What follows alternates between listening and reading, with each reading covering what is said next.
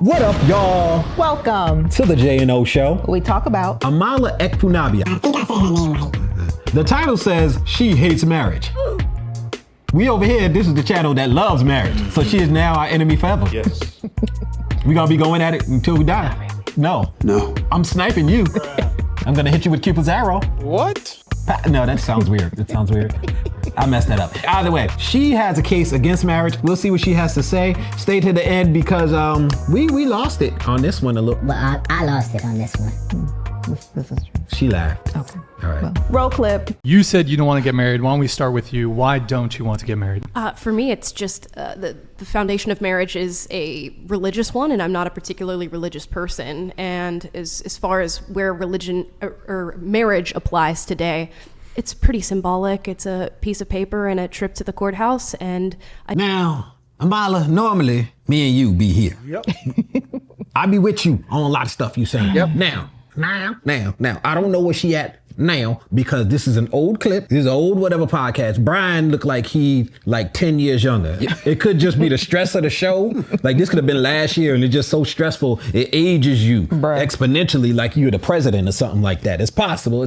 Possibly. But it look old. It look old. Not all presidents age. Well, look, anyway, Let me stop. that's another thing. Look, they both look younger, so I don't know how long ago this was. I don't know if she in the same spot. But because you coming for marriage, I got to come for you. It's war. I'm taking you down. Yep. So here's the issue. When you look at stats, because if you're not religious, then you're a stats-based, reason-based person, right? When you look at all of the stats, right? And you compare if you have any desire to have a long-lasting relationship that doesn't end, where it don't die. You just together forever. Forever.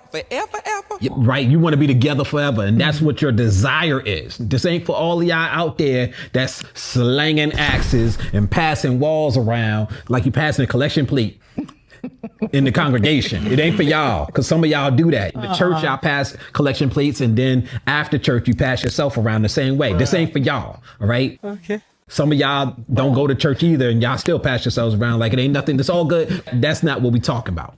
This is for people who actually want a long-lasting relationship. The stats for marriage lasting and the stats for people who don't get married lasting is way worse for y'all. Way worse. We have like 50%, but for people who don't get married, y'all stats is much worse. It's really, really bad. Now, it's very, very hard to find it. You got to piece it together because it's so embarrassing. Don't nobody want to even write it down. All right. There are several reasons, but one of them is because people who value marriage tend to have the type of attitude that will stay in a relationship. Right. Maybe she's the type of person that won't stay in a relationship anyway. I don't know. I don't know you like that. I watch your videos. I'm subscribed to it, but I don't know how you really roll in that. You know, you might be like, look, when I'm not happy, I'm out. Just don't have no kids in that situation. If you do, I'm going to think completely different than you. I'm going to think you're a trash person, to be honest. Well, let's see.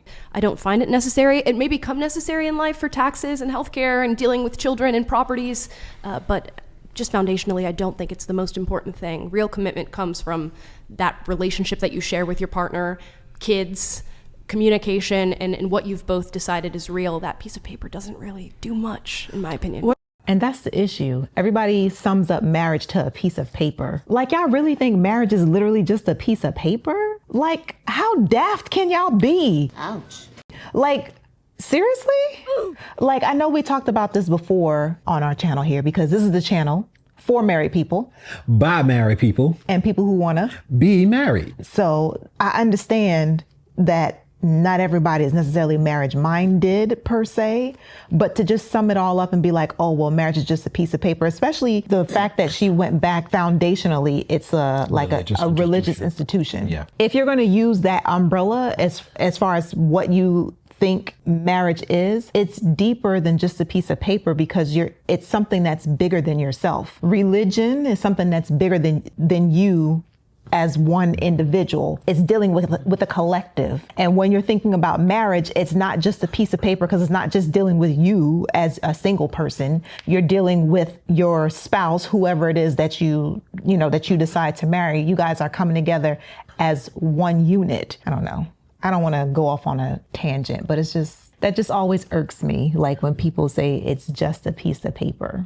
I know, that's because we going hard for marriage. That's right, we going hard for marriage. Anybody coming for marriage, we coming for you. That's why she feels some kind of way, because that's what it's really going to be. You know why? Because we pro-marriage over here. But that's because our society is so jacked up. Unfortunately, a lot of people do have that mindset where they shrink marriage down to just being a piece of paper, because we have moved away from what established marriage to begin with, which is intercourse. But people don't want to say that. Oh, okay. I see. People don't want to go there because they don't want to talk about all the marriages that they done been in. Oh boy. So that's why they make it a non-factor with you having intercourse with all these different people, where if people really sit and thought about it, for you to be able to be married to someone in the religious realm, since that's what she's saying, that's constituted once you consummate the marriage, AKA intercourse, walls, axes, the things that we say here in this channel. That is what institute marriage. Religiously. It's not you signing a paper that makes you married. Okay, so here's the thing, right? The whole marriage is just a piece of paper thing. The funny thing is she'll say marriage is just a piece of paper and then explain all of the things that come with marriage, you know, healthcare, the tax benefits, the tax breaks, all of these types of things, benefits that you get for most of us. Now, she may be exempt because she's very successful on social media, and so she has, you know, money and all of those things.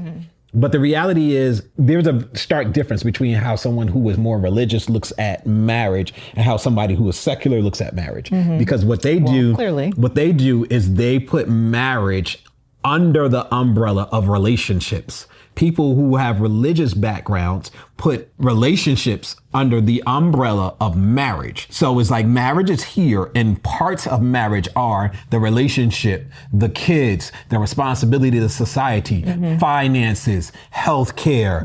But this is all under the umbrella of marriage. Whereas everybody else has all of these things separate, and they're like under the umbrella of relationships, because it's like finances are right here. We have kids and over here, we have societal responsibility here, we have relationship over here, and under relationships, we have marriage. So it's a fundamental mindset difference. Here's the things. I would have to look it up to see if there's a percentage. I would have to look it up and see if there's a percentage. People flip like a switch when they get married for some reason. And this is not all people. Yes. Even people who live together have reported once we got married, they changed. Right? This is not universal. That's why I said I don't know the percentages. But there are people who there's a switch that flips. Now, if you go to church, I have a theory on that. If you go to church, some people be like, the devil done got mad because they got married and he unleashed on them because they're no longer in sin, and he's pissed off and he decided to start messing with you. Maybe. I mean, it makes sense, but you know, if you don't even believe in God, you might be like, no, that ain't got nothing to do with it. People just crazy. Okay, whatever. Some people go crazy. Some people, specifically men, become more entrenched in the commitment when they get married. Okay. Men tend to hold the thing that they have the power over in relationships, which is commitment. Women hold the key to sex. Men hold the key to relationship, right?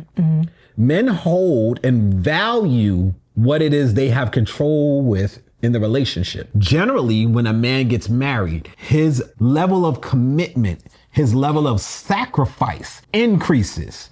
It's different for me to say that's my girlfriend, that's wifey, because wifey doesn't always mean an actual wife, and she is my wife. There's a different level of protection, a different feeling of property. It becomes a she's mine, so I'm protective of her. I cherished her. She is my most prized possession. Yup, I use the word possession. Oh boy, here we go again. You know why? Because the wife then goes, that's my husband. That's mine. I own him. That's my body. That's my axe. And nobody else can't use my axe. It is only for my enjoyment and nobody else's. He belongs to me. He is my possession. Guess what? That is one of the ways in which marriage is two-way street, y'all. Yeah. We are in each other's possession when it comes to that physically, right? The only thing that comes above in terms of possession is your relationship with God for religious people. But even when you're not religious, that mindset kicks in. And if you're not married, you don't understand it's different than when somebody's your boyfriend or your girlfriend and you're living with them. It don't hit the same. Something psychological in our brain. Bruh.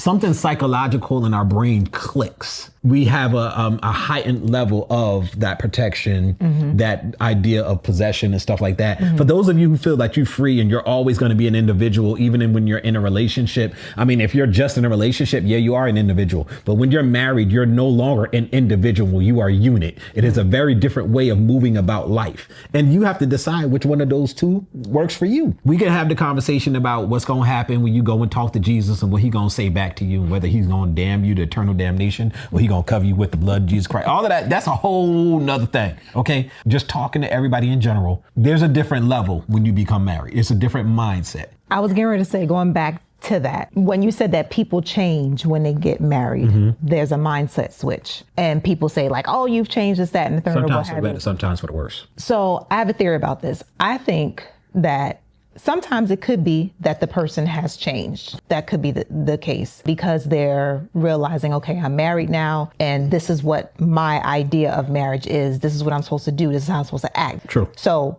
sometimes that could be a thing. I have a theory, though, that oftentimes what happens is not so much that the person changes, is the fact that there is no change. And one of the two people expected there to be a change. Okay. Mainly in people who lived together before they were married, specifically, I'm talking about. Because I think a lot of times what happens is you're expecting when you go sign the paper, because you think that that's actually what makes you like really one with each other when it doesn't. That just makes, in the state, for legal purposes, that's what makes you, yes, husband and wife. That's what the state recognizes. But in the eyes of God, you already married that person the first time you laid down with them. Yikes. And so what happens is the people who are living together and they think that, okay, well, we're going to make it official. We're going to sign this paper now. And they're expecting something to change, and it doesn't, because they've already been living like they're married and they're expecting some big change to happen. And it's not necessarily going to be the case because it's like you've already been playing house, like they say. You know what I mean? So there may not be a switch like you were talking about with guys, like how something switches because you're more committed. Depending on the guy, he may have already been as committed as he can be, you know what I mean, in the relationship. So it's just like, okay, yes, now I'm signing this paper. You ain't going nowhere. I ain't going nowhere. But he's already been showing, doing, being his committed self, basically, in the relationship. Does that make sense? I get what you're saying. And I think that there are some situations where that's definitely what happens. I think for the minds of most men, even men who don't want to get married, when you start to listen to their objections, it's because they do not fully trust the person that they're trying to get married to. And it might be that they are never going to trust any woman. So it might not matter. She might be the woman that I trust the most. But when you start to let them, sounds like when issues. you let them talk long enough, I'm serious. When you let them talk long enough and you start to hear, you'll eventually hear the phrase, I'm not going to risk. Once a dude goes, I'm not going to risk, and he's talking about not getting married, it's because he don't trust you. And that's the reason why he won't marry you. Not really because he's opposed to marriage ain't nothing. Why would you intentionally rob yourself of benefits with somebody that you're planning on being with for the rest of your life anyway? That don't make sense. That doesn't make sense. Why would you say, you know what? Them tax benefits, we don't need them. You know what? Them healthcare benefits, we don't need them. Because we could decide to pay for one person in their health coverage, because their health coverage is better at their job, because they got some good benefits over there. Our benefits over here is trash. You know what? I'd rather have my trash benefits. You keep your good benefits. We're going to pay for 2 levels of health benefits in the house, and it's going to cost more, but it's okay because I just don't want to get married. Yep. It might not necessarily be that she did anything wrong. He might not trust any women. There are a lot of guys, especially today, who trust no women because of the way a lot of women in this modern society act.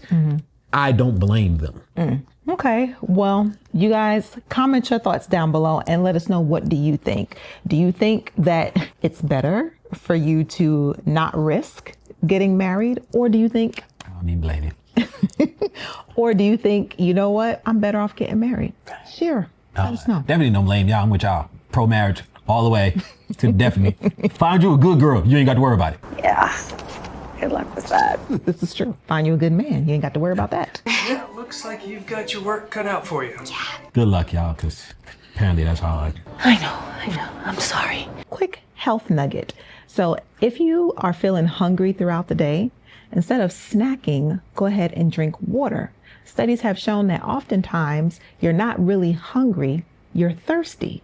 And y'all know, don't none of us drink the water we supposed to. We all walk around dusty. Every time we cough, we got dust coming out instead of liquid because we thirsty. And that's why y'all got halitosis, hot breath. That's part of why y'all farts be stinking. And that's why your stomach hurting because doo-doo is all the way up in your chest. You need to rinse it out. Mm-hmm. That was just a whole lot. Okay. If you guys made it this far, go ahead and smash that subscribe button, turn on your post notifications, and give us a thumbs up so that way you can tell YouTube you appreciate what we're putting down. What we're putting down. Hey everybody, down in the description there are 2 links. One is to a GoFundMe, and the other one is to a video that explains what the GoFundMe is for. Mm-hmm. Long story short, we have a medical situation with our daughter that we have to pay for everything out of pocket, and we could really use you guys' help. If you have the time, we'd love for you to go check it out.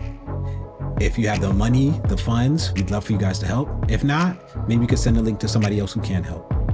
We thank you for your time. Thank you. Press the off button.